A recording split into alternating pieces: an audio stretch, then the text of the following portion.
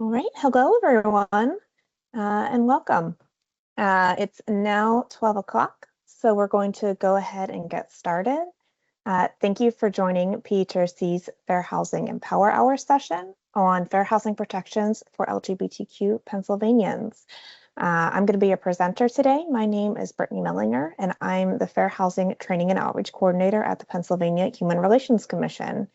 I'd like to start off with a couple of reminders. We will be sharing out materials from this presentation afterwards.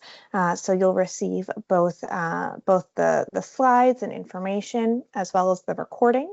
And we are recording today as well. I'd like to thank our interpreters, our ASL interpreters, as well as our captioner for making this program accessible. And I'd like to thank my colleague Caroline Eister, PHRC's Director of Fair Housing and Commercial Property, for providing technical assistance today. While we're getting started, I'd like to invite everyone to say a quick hello in the chat. Let us know who you are and where you're joining us from. So we always like to start out our trainings with a reminder that fair housing is the right of all Pennsylvanians. We believe that very strongly, and we know how important housing is to strong and thriving communities. So we want to make sure that everyone is fully aware of our fair housing protections. More specifically, I'd like to go over our training goals today. So we will provide a very brief overview of who we are at the Pennsylvania Human Relations Commission, what we do. Then we'll talk about relevant fair housing laws and protected classes. Then we'll really get into the meat of the presentation, talking about our state and federal protections for LGBTQ individuals. We'll talk about acts of discrimination. We'll provide an overview of the complaint process, but most importantly, we'll answer your fair housing questions. So I invite you to put any questions that you have throughout the presentation into the chat. I'll address as many as I can during the course of the presentation, but there will be dedicated time at the end of the presentation as well to any questions that you have, whether they're general questions about PHRC, fair housing, or questions specific to the content of today's presentation. So thank you everyone who said hello in the chat. I see folks from all over the state and from a variety of organizations. So I'm really glad that you're here with us today, and thank you for joining this learning space. So the Pennsylvania Human Relations Commission is the leading civil rights enforcement agency in Pennsylvania. We've been around since 1955, which means we are coming up on our 70th anniversary next year. And we've got a two-part mission. Number one, we enforce Pennsylvania's non-discrimination laws. That includes both the Pennsylvania Human Relations Act as well as the Pennsylvania Fair Educational Opportunities Act. So if an individual believes that they've experienced discrimination, whether it's in housing that we're discussing today, or whether it's in other areas that we cover, such as education, employment, commercial properties, or public accommodations, they can file a complaint with our agency, and we will have an investigator look into the situation to see if this is something that we can investigate under our state laws. But beyond reacting and investigating when complaints are filed, we also work to proactively promote equal opportunity for all in Pennsylvania. So we do that through virtual presentations and trainings like this one. We also hold events, conferences, summits, and forums all throughout the state, and you can find information about all of our upcoming events on our events page. But we also do that in partnership with our local advisory councils and social justice ambassadors. I think I saw that there's at least one or two of our advisory council members that are joining us today, and thank you for joining us and for your service. Advisory councils and social justice ambassadors are ways that volunteers and community members can get involved with the work and the mission of PHRC and help to spread that information to your local community. So if you're interested in that, you can feel free to email me. I'll share my contact information at the end of the presentation today. At PHRC, we cover the entire state of Pennsylvania, and we do that through 3 regional offices. So our western region is served by our Pittsburgh office, so that covers that western third of the state. And our central region reaches up into the northeastern part of the state as well. That's served by our Harrisburg regional office. And then the southeastern region of the state in that middle blue, that's served by our Philadelphia regional office. So these are the offices that do all of the day-to-day work of the presentation or the commission in accepting complaints, in investigating them, and making sure that people's rights are being protected. We also have a central or executive office where a lot of the outreach and administrative functions happen as well. So I mentioned our 2 non-discrimination laws just a minute ago, and I want to just provide a little clarity around what they cover. So the Pennsylvania Human Relations Act, that really covers a lot of the work of the commission. So that covers employment, housing, commercial properties, and public accommodations, which includes primary and secondary education up through high school. The Pennsylvania Fair Educational Opportunities Act complements that by providing protections in post-secondary education, such as colleges, trade schools, and technical schools. So that's just a really basic overview of the work we do at the Human Relations Commission. If you'd like to learn more, we have a tremendous amount of information on our website as well. But what we're here to talk about today is fair housing, so I want to make sure that we have enough time to get into that. So we are going to start out by talking about the goals of fair housing, what fair housing is seeking to achieve. So I'd like to encourage you to put into the chat what you believe the goals of our fair housing laws are. Now, this is an interactive presentation today, so please feel free to put any thoughts that you have into the chat. What do our fair housing laws do? What do they seek to accomplish? What are we trying to do when we enforce our fair housing laws?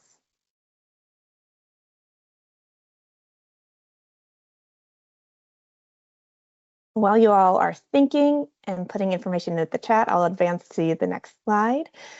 Thank you, Megan. Reverse housing segregation and prevent further discrimination. I love that because that covers both of our goals of fair housing. Paula, thank you. Making sure that people can live where they want to live, regardless of who they are and where they come from. Christopher, equal opportunity and equal access. Absolutely. So at PHRC, we frame them in terms of 2 goals. So 1, ending housing discrimination, making sure that we don't have discriminatory policies and practices that keep folks out of housing opportunities based on their identity. Goal number 2, promoting diverse, inclusive communities. We call that affirmatively furthering fair housing.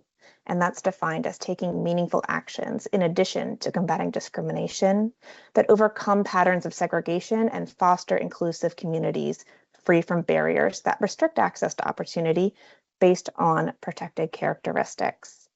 So going beyond just making sure that people aren't experiencing discrimination, but acknowledging that we've got a history of policies and practices that have really disproportionately shaped access to housing opportunities for a lot of groups of folks all across our state and our country. And it's going to take meaningful action to address that and to make sure that that we are overcoming and reversing our patterns of segregation and making sure that our communities are inclusive and open to all. So thank you to everyone else who responded in the chat, giving us equal opportunity to live, making sure that housing rights aren't being violated, and fair housing testing as a tool as well. Next, I'd like to discuss in a little bit more detail what our fair housing laws cover, and they cover the sale and the rental of housing as well as housing related transactions. When we talk about housing related transactions, that refers to the variety of industries that can impact housing opportunity beyond just the folks that are selling homes and renting homes. So looking at our insurance industries, looking at appraisals, looking at mortgages, things like that, things that can impact whether someone has access to a home and can afford a home. Those also are covered by our fair housing laws. The types of housing that are included under our fair housing laws are really broad. So it's anything from apartments to single-family homes, manufactured housing communities, condominiums, public housing, nursing homes, dormitories, and more. And I want to highlight two discrimination theories or types of discrimination. So the first is disparate treatment. So that's treatment that directly discriminates against a member of a protected class. So if someone would be told that you know what, sorry, this apartment isn't available for you because you have a same-sex partner. So they're experiencing treatment directly on the basis of their protected class. They're having that housing opportunity denied. But disparate impact, that's a policy that would impact a member of a protected class that seems neutral on its face, but it still has that disparate impact. So looking at individuals with disabilities, which are a protected class under the Human Relations Act. So say there's a policy that says that everyone to qualify for an apartment would need to have full-time employment. We know that individuals with disabilities have a much lower rate of employment. So while this policy appears to be neutral, it would have a greater impact on individuals with disabilities. So that's the difference between disparate treatment and disparate impact, but both of those are covered under our fair housing laws. I want to highlight fair housing laws that are at the federal, at the state, and at the local level. So our federal laws, that's the Fair Housing Act of 1968. There's Section 504 of the Rehabilitation Act of 1973, as well as the Americans with Disabilities Act of 1990, the ADA. I mentioned our state law just a minute ago. That's the Pennsylvania Human Relations Act that forms the basis for protections in Pennsylvania. And then there are actually local human relations ordinances as well that provide further protection. I'd invite you to put in the chat if you are from a local human relations commission or if you're aware of a local human relations commission in your area. We have, I think, 75 different local human relations ordinances that do provide additional protections that may differ from the ones at the federal and the state level. In the presentation today, I'm going to be approaching it from the state perspective and discussing some of the federal protections, the federal protected classes.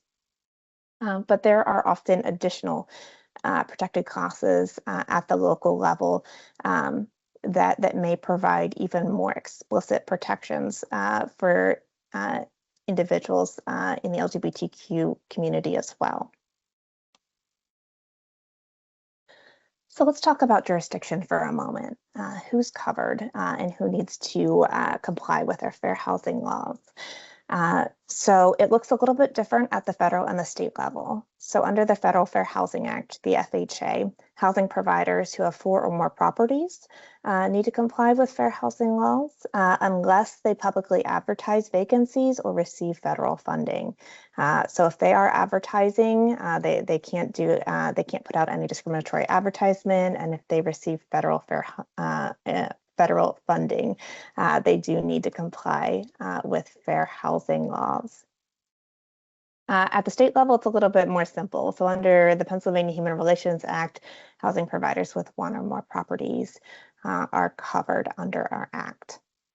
If someone believes they've experienced discrimination and would like to file a complaint, they have up to 365 days from the date of the last harm to file with the U.S. Department of Housing and Urban Development, or HUD. That's the agency that enforces the Fair Housing Act.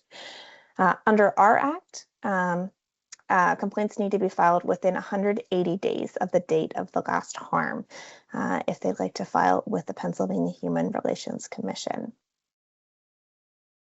Before I advance to the next slide to show our protected classes. I'd like to invite folks to pop into the chat any protected classes that they're familiar with, any groups of folks that would have fair housing protections. So I know I mentioned individuals with disabilities already in my discussion so far, but it encourages you to put in any additional protected classes that you're aware of. Race, thank you, absolutely. The LGBTQ community, yeah, absolutely. That's under the protected class of sex, and we'll go into that in a little bit more detail.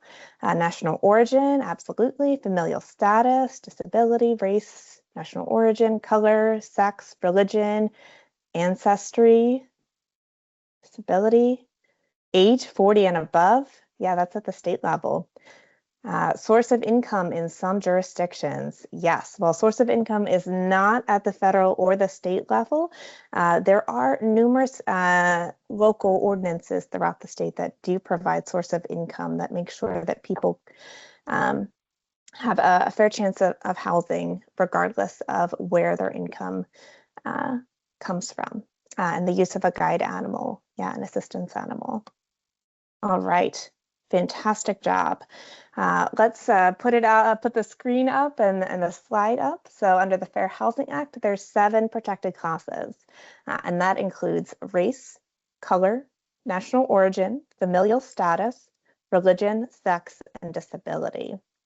And you'll see that those are closely mirrored under the Pennsylvania Human Relations Act. So we have race, color, national origin, familial status, religious creed, sex, and disability. But we add on age 40 and above, ancestry, as well as the use, handling, or training of support animals for disability. And I'm going to go into protected classes in a little bit more detail. All right, I see there's a question, is there a directory of local Pennsylvania ordinances? So PHRC doesn't have one on our website, but I do know that the Pennsylvania Youth Congress has a great list and map that they keep regularly updated. So if you Google the Pennsylvania Youth Congress and look under their local non-discrimination section, that's a great resource if you're looking to learn more. So we're going to start with familial status. That's defined as families with children under the age of 18 who are living with their parents or their legal custodians. It includes people who are pregnant, and it also includes people who are securing custody of children under the age of 18, including foster children. So it's not just biological children. Now, there are a few age-related exemptions for familial status protection, and those are defined under the Housing for Older Persons Act. Thank you, AJ, for popping that in the chat. That's a really helpful link there. Yes, and thank you, Ashley, as well. I appreciate you all sharing those resources. That's fantastic. So under the Housing for Older Persons Act, 55 and over communities and 62 and over communities are exempt from familial status protections. So 55 and older are a little bit broader. Under that, 80% of units must be occupied by at least one person who's 55 and older in order to maintain their status. They must advertise and market as 55 and older. Only one resident needs to be 55 and older. However, there can be age limitations that are placed on their other tenants, and they can deny residency and or access to facilities or services to children or those under age 55, but they need to be consistent and fair in the way they apply their rules. 62 and over communities are a little bit stricter. So they need to have a certification.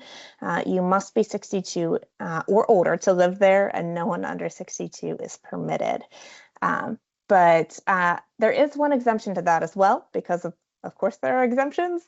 I'm curious to see if anyone has any ideas why someone who's younger than 62 might be permitted to live in a 62 and over community. If anyone has ideas, please feel free to pop those in the chat. Disability and caregiver, absolutely. If someone needs a live-in caregiver in order to live independently, that's a great example of a reasonable accommodation, which is a change to a rule, practice, or policy that's necessary for an individual with a disability to use and enjoy their housing. So that could be something that's requested if someone does need that level of care. If you're interested in learning more about the Housing for Older Persons Act, we've got that link there on the screen, and you will get these slides at the end of the presentation. Next, I'd like to define disability. So that's a physical or mental impairment that substantially limits one or more of a person's major life activities. So some examples of this include caring for oneself, walking, seeing, hearing, speaking, breathing, learning, and or working. So fair housing laws protect those who have a disability, those who have a history of a disability, and those who are regarded as having a disability.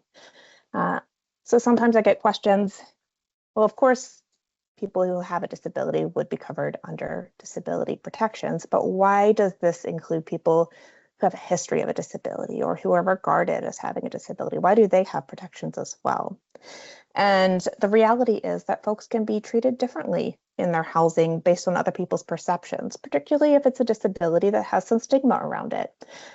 So if someone would believe that they were treated differently based on housing providers' knowledge of their history or their perception of them as having a disability, they would have those protections as well. Now, there are some exemptions. So individuals who are currently using illegal drugs or controlled substances, they are exempted from disability-related protections. This does not include those who are in active recovery. So if someone is in active recovery from a controlled substances, they would still have disability-related protections. But individuals who would pose a direct threat to the health or safety of others would be exempt from disability-related protections. All right, so next I'd like to talk about sex, which is a protected class, both under the Pennsylvania Human Relations Act as well as under the Federal Fair Housing Act. So this is the basis of our protections for LGBTQ plus Pennsylvanians. So you didn't see sexual orientation, gender identity, LGBTQ, that wasn't listed as a separate protected class. And that's because these protections are under the protected class of sex. And that's through some regulations that were finalized last year. And that established that the protected class of sex may refer to pregnancy status, sex assigned at birth, gender identity or expression, affectional or sexual orientation, as well as differences in sex development. Now, I'd like to provide a couple definitions for you based on the regulations. So pregnancy does include all of the following: the use of reproductive technology, the state of being in gestation, childbirth, breastfeeding, the postpartum period after childbirth, as well as medical conditions relating to pregnancy. Sex assigned at birth is defined as the assignment and classification of individuals at birth, including but not limited to male, female, or intersex. And gender identity or expression is defined as having or being perceived as having a gender-related identity, appearance, expression, or behavior, which may or may not be stereotypically associated with the person's sex assigned at birth. Gender identity or expression may be demonstrated by consistent and uniform assertion of the gender identity or any evidence that the gender identity is a part of a person's core identity. And affectional or sexual orientation. So that's male, female, or non-binary, heterosexuality, homosexuality, bisexuality, or sexuality by inclination of practice, identity or expression, having a history thereof, or being perceived, presumed, or identified by others as having such orientation. And you can find the full definition and the full regulation at the link at the bottom of the screen, which links to our website as well. So these regulations are used by the Commission as we accept complaints, as we conduct investigations, and as we adjudicate cases. But I'd like to take you into a little bit more detailed overview of our timeline of how we got to that guidance. It didn't happen overnight. So in 2016 or 2018, we established guidance on discrimination on the basis of sex. That came prior to our regulations, but it was really in 2022 when we introduced the regulations and began that year-and-a-half long process to get to the finalization of the regulations in 2023. So in 2018, we released the guidance. And I've included an excerpt from that guidance to give you some background on it. So this guidance is an exercise of the authority that's granted to the Pennsylvania Human Relations Commission to formulate policies that effectuate the purposes of the Pennsylvania Human Relations Act. Nothing in the guidance shall affect statutory or regulatory requirements. The guidance is neither an adjudication nor a regulation. There was no intent on the part of the Commission to give this guidance that type of binding force or effect.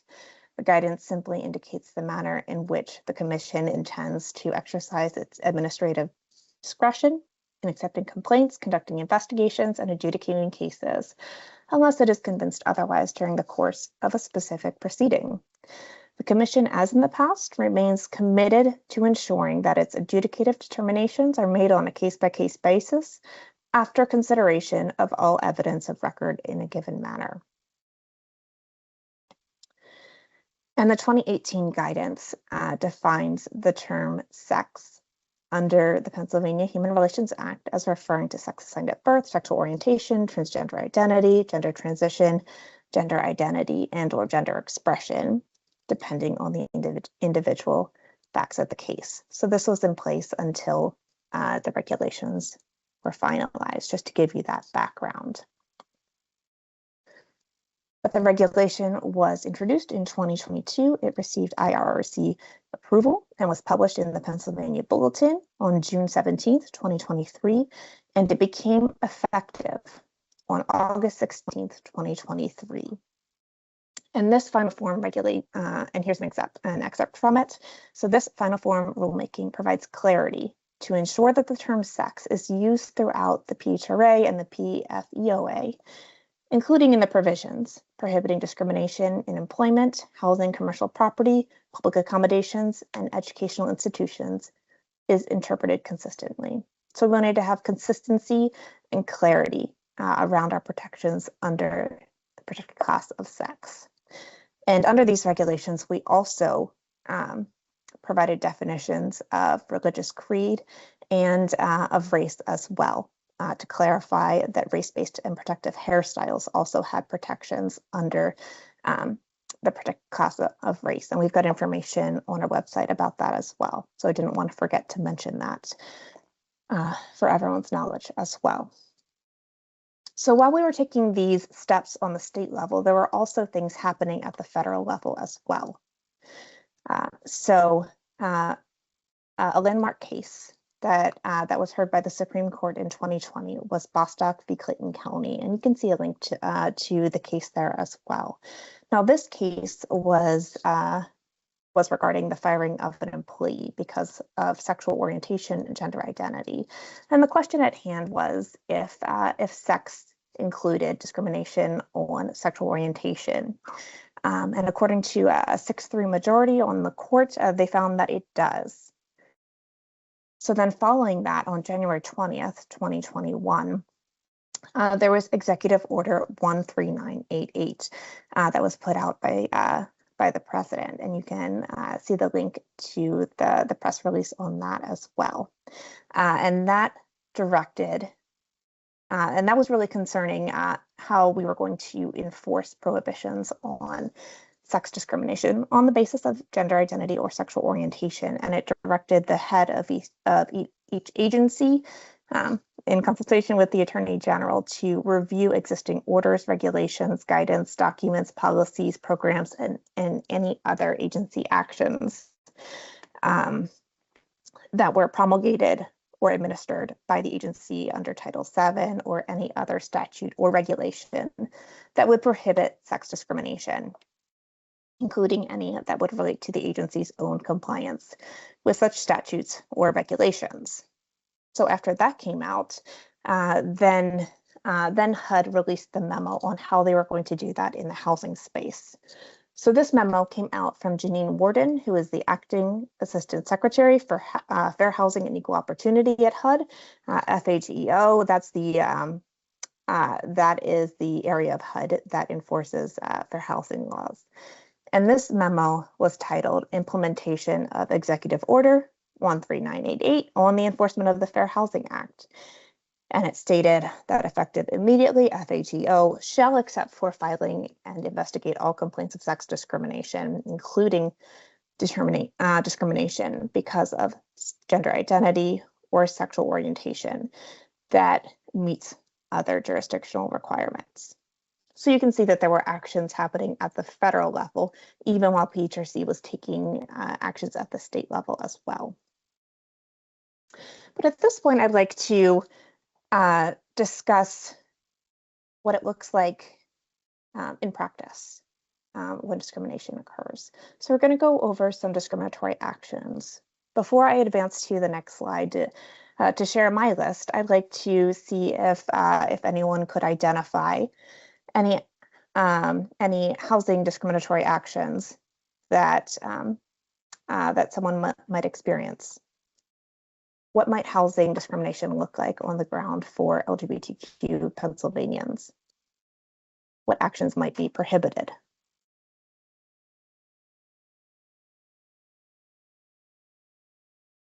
All right, asking for race or ethnicity on the housing application. Yeah. Refusing to rent, harassment. Absolutely. Any other actions that a housing provider or leasing agent or maintenance person might take that's discriminatory? Refusing to accommodate for disability. Absolutely. What else?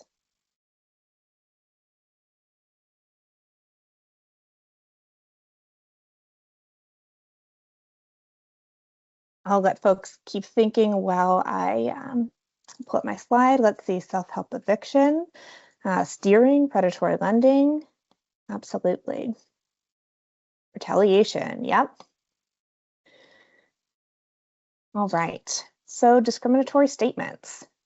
Saying that they're only going to rent to certain populations. This can be in an advertisement, it can be in conversation, can be via text or email, statements that are discriminatory. Next, we've got discriminatory inquiries. That refers back to Ashley's comment on that housing application, asking about someone's protected class. Housing provider should not be taking any actions on the basis of protected class, so they don't need to have that information. Steering.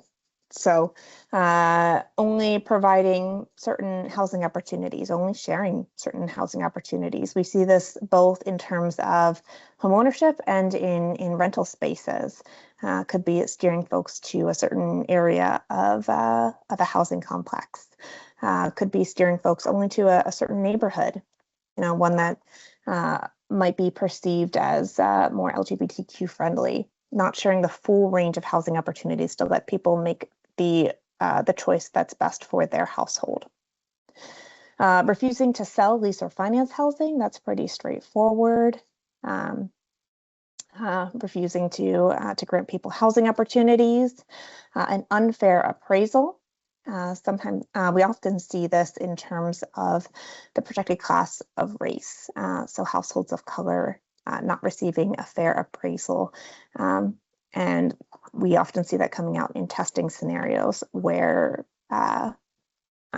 when it appears that there's a household of a different race that owns the property, the appraisal comes back at a different price.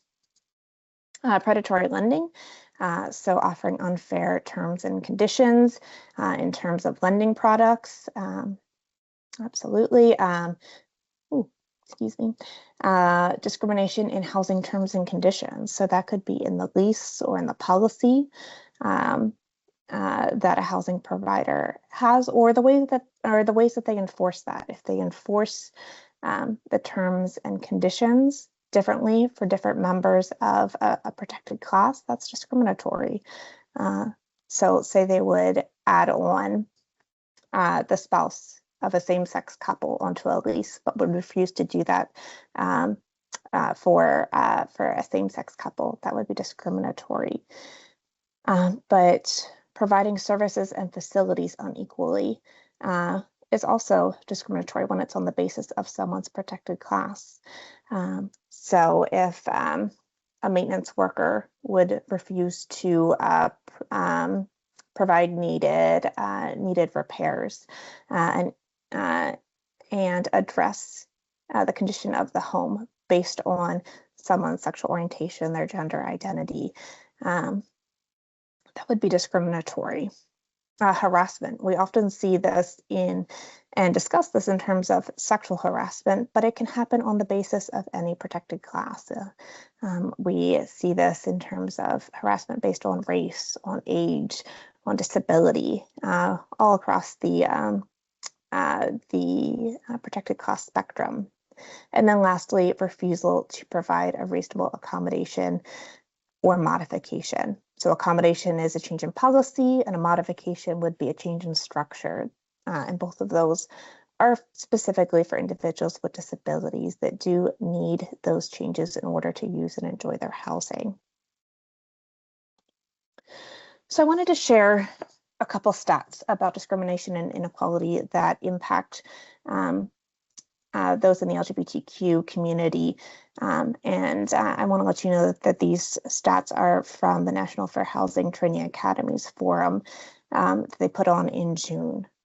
So we see that there's some significant housing challenges. So when we're looking at poverty, adults in the LGBTQIA community are 15% more likely to experience poverty than cisgender straight adults, which can impact their ability to qualify for both rental housing as well as homeownership opportunities.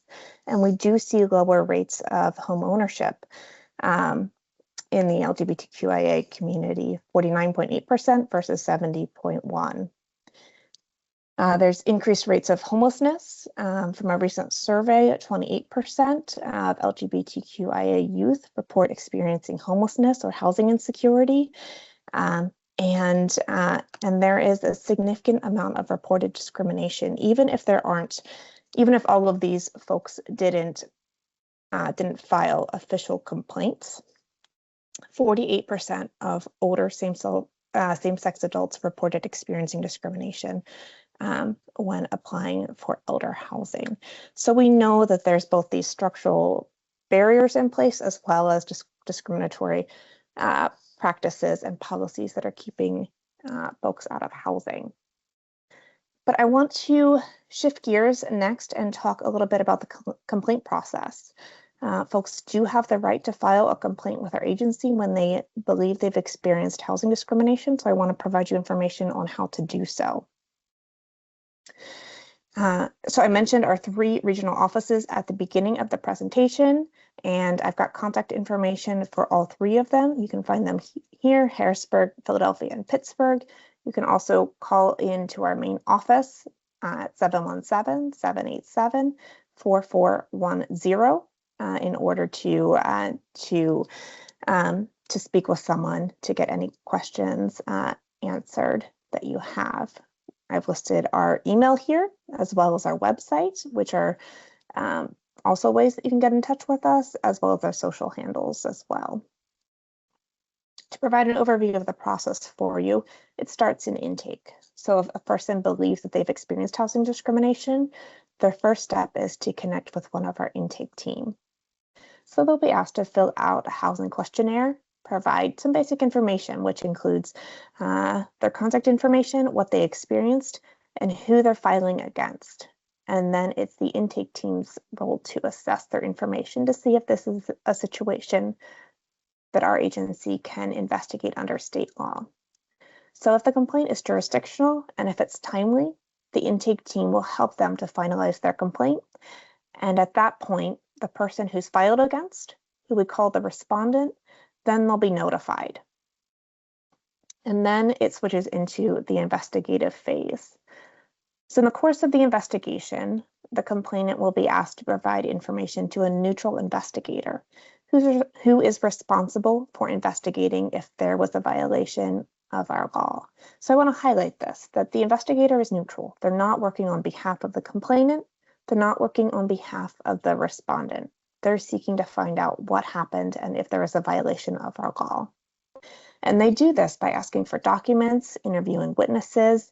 They may hold a fact-finding hearing where they bring the parties together, or they may seek other ways of obtaining evidence.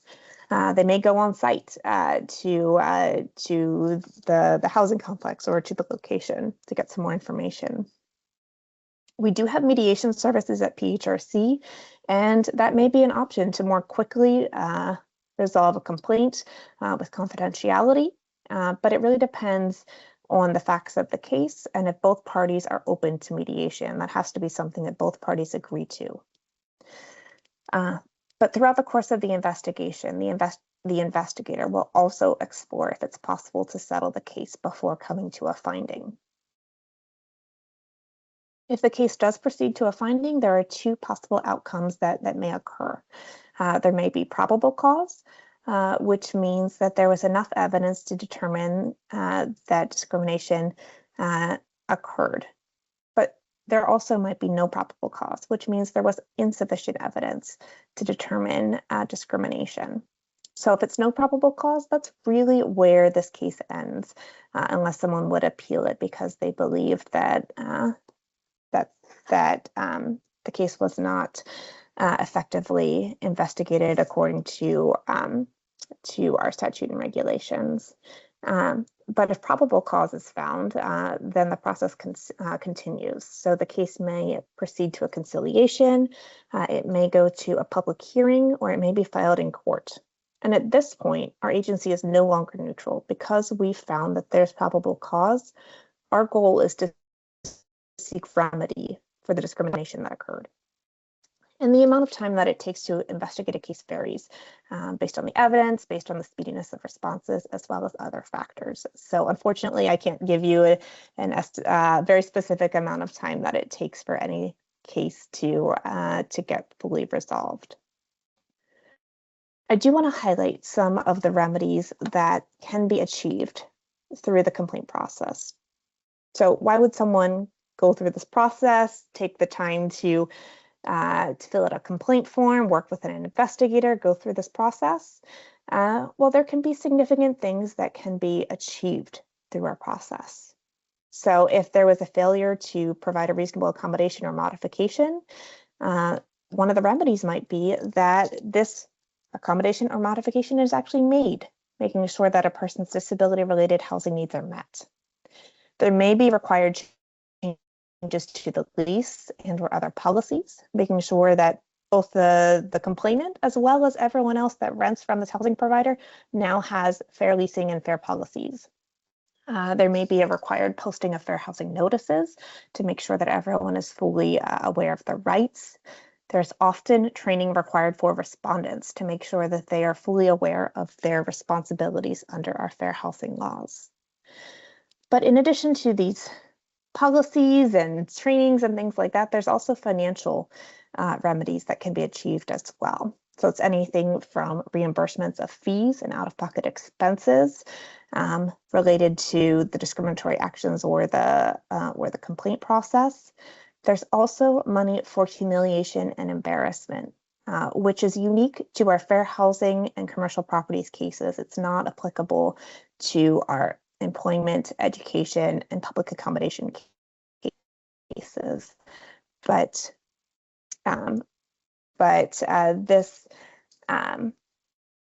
this acknowledges the impact that discrimination has on a person's life, and so there can be a remedy of this type of financial magnitude as well.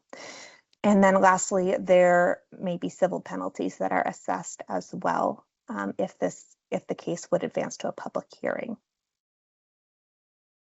All right, I see that there's a question in the chat about where you can get the notice that I'm posting. And we will have all of the slides and all of the information available in a follow-up email within a week of this presentation. Now I want to highlight some recent housing awards. Now I know that these are not specific to our topic today. They're not complaints that were on the basis of sex specific to the LGBTQIA community, but these are some cases that can give you an idea of some of the magnitude of a housing award that through our agency. So it's anywhere from 1.5 million, in which case a housing provider failed to provide accessible units. It ignored requests for reasonable accommodations for tenants with disabilities. 100,000 for in a case where a maintenance worker sexually harassed a female tenant. $90,000 where a housing provider revoked a lease and failed to address neighbor harassment based on race. $77,000 where a housing provider made discriminatory statements and refused to rent to a household based on familial status. So these are real cases that were investigated and adjudicated through the PHRC. There have been some recent federal housing cases that were specific to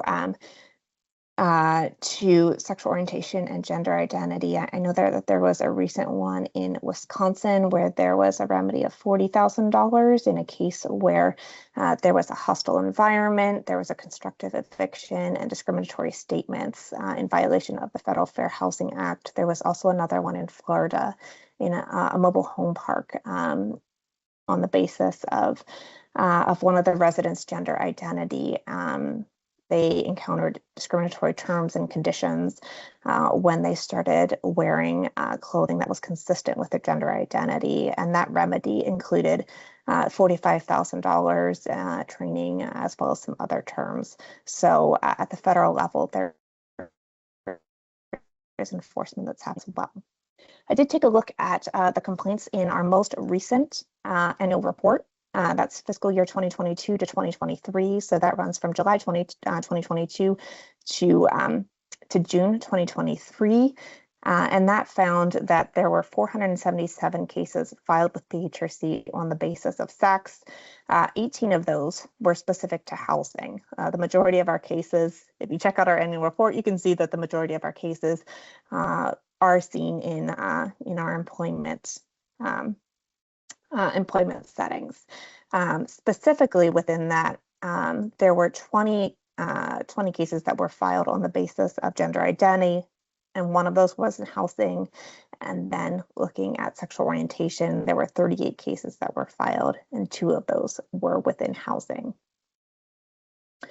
We've got some resources that I would like to highlight. We've got a fair housing line. That's 855-866-5718. So if you have a fair housing question, whether you're a housing provider, whether you're a community member, a social service provider, whoever you are, if you've got a fair housing question, we've got trained staff that are happy to talk with you and help you find answers to your questions. So that way you understand your rights and responsibilities under our fair housing laws. We do have free fair housing training programs that we have listed on our website. If you'd like to set up some training for your team, we'd be happy to provide that for you. You can take a look at our website or you can contact me directly. We do have these monthly housing webinars, and it's typically the last Wednesday of each month. It's a little bit earlier this month because of the holiday, but we will be back in January with additional trainings. So our January topic is going to be reasonable accommodations and modifications. In February, we're going to be looking at fair housing issues that arise in the tenant selection process, and then we have an additional one that's in March, which is going to be looking at fair housing and familial status issues that come up for families in their housing. These are always free, and you can go on our events page, which we'll put in the chat. If you're looking to register for any of these, we'll also put that in the follow-up. We've got brochures and fact sheets that we are looking to get out into the community. So You can go on our website and print them out, or you can reach out to me via email and say, hey, can you mail me 100 flyers on LGBTQ protections? And I would be happy to send those out to you. We want to make sure that these protections are known and understood, and that people know how to address issues when they see them. We have a program that airs on PCN TV. It's called PHRC Speaks, Fair Housing Forward. It's the first and third Sunday of each month at 3 o'clock. And if you missed any of the programs, we do have them available on our YouTube channel, as well as on PCN's website as well. And lastly, I want to highlight that that we have a white paper. It's called The State of Fair Housing in the Commonwealth of Pennsylvania.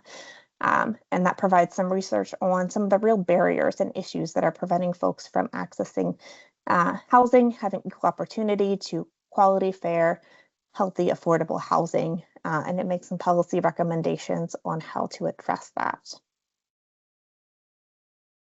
But at this point, I'd like to open up the floor for questions. You can feel free to put those in the chat or raise your hand and we can unmute you if you've got questions. There is a QR code on the screen, and I will also pull up, I'll also put the link in the chat as well to provide some feedback on this training, what you found helpful, what you would find more helpful, possible training topics that you'd like to see in the future. We do read all of those responses and do take them seriously, so I encourage you to fill out that survey. At the end of the survey, you'll find that there's a downloadable certificate. So if you'd like to save that for your records, as a record of the training that you've engaged in with the PHRC here today, I'd highly encourage you to do that, and I'll put that link in the chat. You've got my email here on the screen as well. So if you have any questions, thoughts, or concerns, you can definitely reach out to me as well. But at this point, I'd encourage folks to put questions in the chat. Hi, Brittany. Vonda has her hand raised. Okay, excellent. Can you unmute Vonda so that she can ask her question? Sure, if you're ready, I will.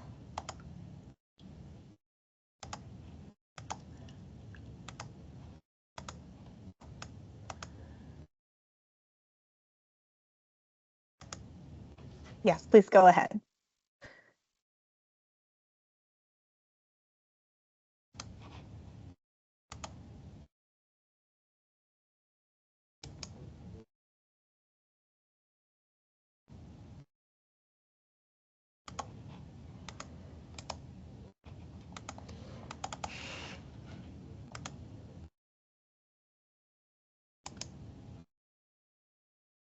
Vonda, are you able to voice your question? You can also put it in the chat if that's easier. You should be okay, Vonda.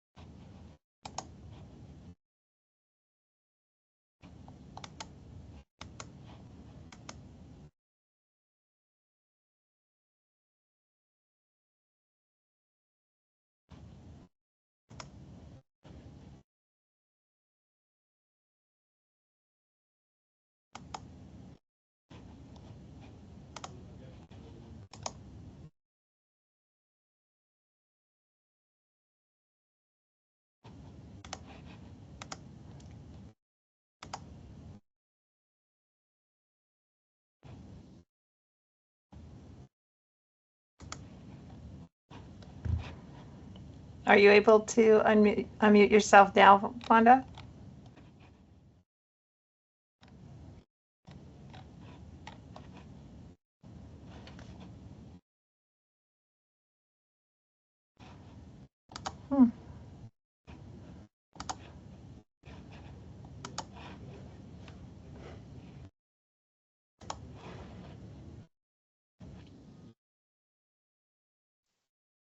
Oh, okay, I unmuted. Go right ahead. There you go. Oh, so so the whole time you couldn't hear me? No. I had wanted to ask you that I had been I had screenshot everything that you was everything that was that you post above, but some I couldn't get all the screenshot due to the fact that I'm thinking that you still talking, I'm listening, and then I'm going through the, like looking at the checks and stuff like that. And then when I get back, you're still on the same topic, but you went to a different page and stuff. So I wanted to know, how can I get everything with what you just posted? Thanks so much for your question. And I do acknowledge that it's a lot to be trying to take notes and screenshot while the presentation is going on. We will send out a PDF of all of the slides, so you'll have all of the information as well as a copy of the recording from today's presentation. And we will get that sent out within the next few days, within the next week at least. Oh, okay, thank you. I appreciate you. I'm going to put myself back on mute. All right, thank you. All right, I'm looking through the chat. I'm not seeing any questions that were unaddressed. I do see the comment from Preston, and thank you for sharing your perspective on the remedies as well.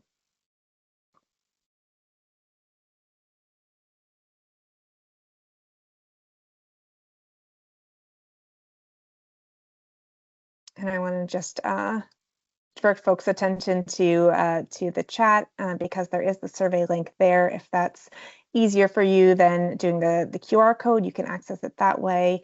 I also put in the chat the link to our events webpage, which has information about our upcoming Empower Hours, as well as a number of different trainings and events that are put on by our Civil Rights Division, which are very active throughout our state.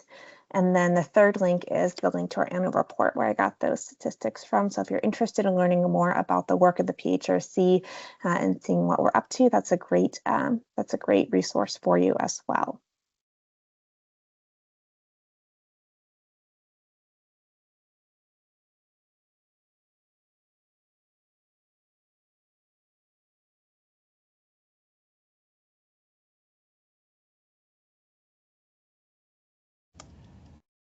Hi, Brittany. I'm seeing Ashley has a question.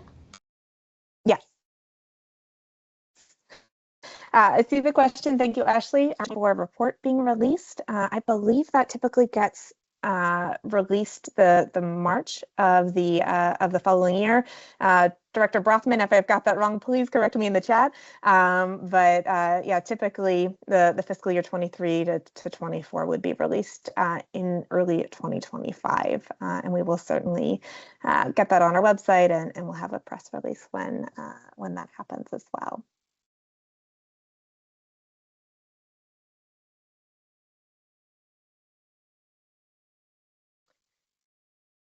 All right, well, if there's no other questions, I'm going to go ahead and close us out. I'd like to again thank our interpreters as well as our captioner for making this program accessible. And I'd like to thank Director Eister for her technical assistance today, and thank all of you for joining me over your lunch hour to learn more about this topic. And if you have additional questions or thoughts, you can always find me via email as well. But I hope you all have safe and happy holidays to those that are celebrating, and please join us again in 2025 for a Fair Housing Empower Hour session.